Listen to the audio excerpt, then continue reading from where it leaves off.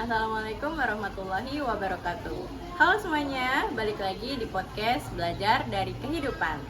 Saya Senja Pertiwi, mahasiswa pendidikan sekolah dasar Universitas Pelita Bangsa yang senang sekali bisa menemani kalian hari ini.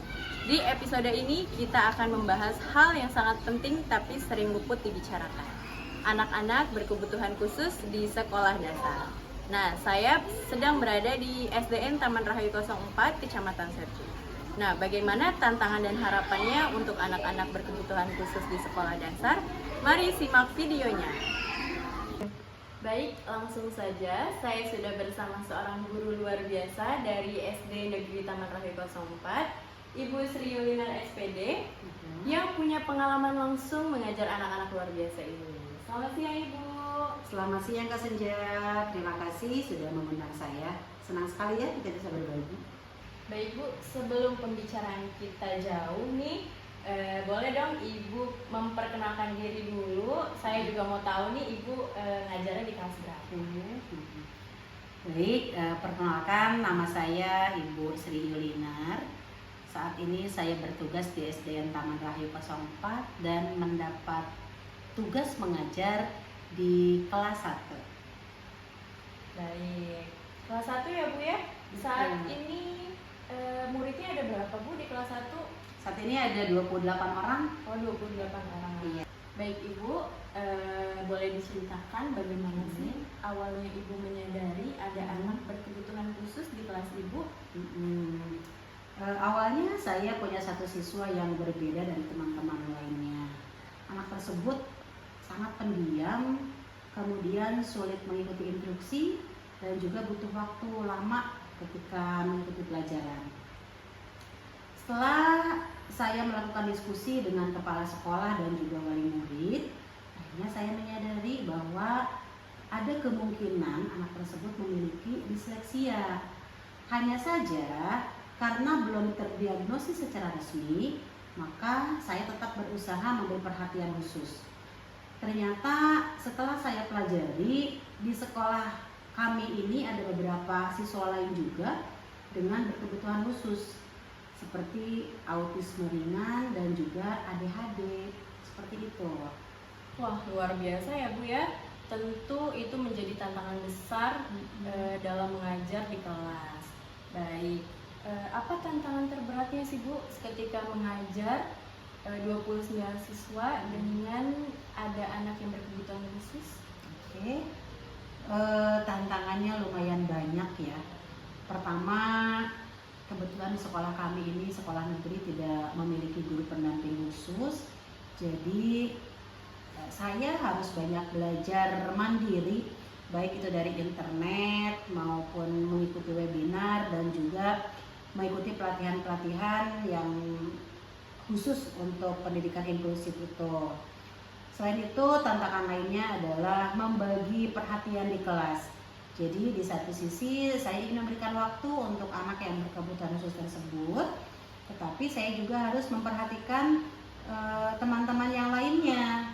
Kadang lumayan capek sih, tetapi setiap melihat kemajuan kecil dari anak tersebut, saya merasa itu sangat membanggakan untuk saya. Oh, lumayan banyak ya Bu ya tantangan yang harus dihadapi oleh guru kelas, apalagi mengingat ada anak yang berkebutuhan khusus di sela-sela banyaknya siswa-siswi belajar di kelas. Iya. Baik, lalu strategi atau pendekatan apa yang biasanya Ibu pakai untuk mengajar di kelas? Oke, saya mulai dari hal yang sederhana, contohnya dari memberikan instruksi visual, kemudian membuat jadwal yang bisa dipahami dengan gambar, dan memberikan waktu tambahan saat mereka mengerjakan tugas. Kemudian saya juga mengajak teman-teman mereka untuk belajar menghargai perbedaan. Bahkan saya membentuk kelompok belajar dengan tujuan siswa lain dapat membantu teman-teman yang memang membutuhkan, tetapi tanpa harus mengejek. Baik, keren banget ya Bu ya.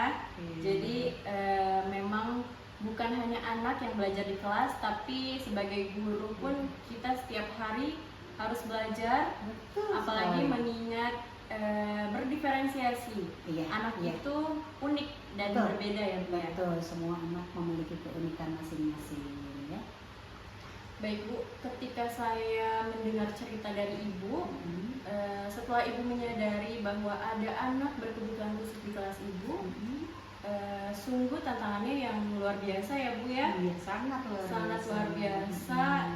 Dengan tantangan tersebut, Ibu mencari strategi atau pendekatan yang betul untuk anak luar biasa ini. Karena kan kita mengajar bukan hanya sekedar mengajar ya Bu, tetapi kepercayaan orang tua itu juga kita pegang seperti itu. Baik. Setelah semua segmen yang kita lalui ini, apa sih harapan Ibu ke depan terkait pendidikan inklusif di sekolah negeri? Yang pertama untuk anak didik kitanya dulu ya. Harapan saya adalah anak-anak bisa menjadi lebih peka, kemudian lebih empati. Jadi sekolah itu bukan hanya tempat belajar tentang materi pelajaran saja. Jadi mereka bisa belajar mengenali perbedaan, kemudian belajar memanusiakan manusia juga. Itu khusus untuk anak-anak didik kami di sini ya. Selanjutnya saya juga berharap pemerintah dapat memberikan pelatihan khusus untuk guru SD tentang pendidikan inklusif, dan idealnya setiap sekolah itu punya guru pendamping khusus. Tapi yang paling penting kita semua guru, itu baik orang tua dan juga masyarakat, kita harus bisa menyadari bahwa anak berkebutuhan khusus itu bukan anak yang kurang. Justru mereka itu memiliki kelebihan sendiri, memiliki keunikannya masing-masing. Ya, jadi ya mereka memiliki perbedaan, baik itu dari cara belajarnya, kemudian dari cara menghadapi kehidupannya. Kita sebagai guru harus memahami bahwa setiap anak memiliki keunikan, dan keunikan itulah yang akan membantu kita. Tapi yang paling penting kita semua sebagai guru, baik itu orang tua dan juga masyarakat, kita harus menyadari bahwa anak berkebutuhan khusus itu bukan anak yang memiliki kekurangan. Justru anak tersebut unik, dan anak tersebut yang akan memotivasi kita untuk bisa terus belajar dan menghargai, mengenal lebih dalam tentang dirinya masing-masing ya, dari si anak tersebut. Ya, jadi mereka adalah anak yang unik, yang memiliki perbedaan, artinya berbeda dari cara belajarnya maupun nanti cara dalam kehidupannya anak tersebut, seperti itu. Baik, terima kasih banyak Ibu untuk kisah dan pesan yang sangat menyentuh ini. Ya, baik, saya yakin banyak pendengar yang merasa tercerahkan ya dengan episode kali ini, karena mungkin orang tua di luar sana juga mungkin khawatir akan anaknya yang berkebutuhan khusus ini. Apakah guru di sekolah negeri itu bisa mendampingi anaknya untuk belajar, atau harus sekolah di memang sekolah luar biasa ya Bu ya, khusus untuk anak berkebutuhan khusus ini. Baik, teman-teman, mari kita buka mata dan hati kita, karena semua anak ini berhak belajar dan dihargai apapun keadaan mereka. Jadi anak itu istimewa, istimewa cara belajar, istimewa tentang cara mereka menghadapi kehidupan ini. Seperti itu ya Bu ya? Betul.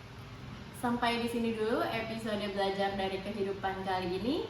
Jangan lupa untuk terus belajar dan terus berempati. Sampai jumpa.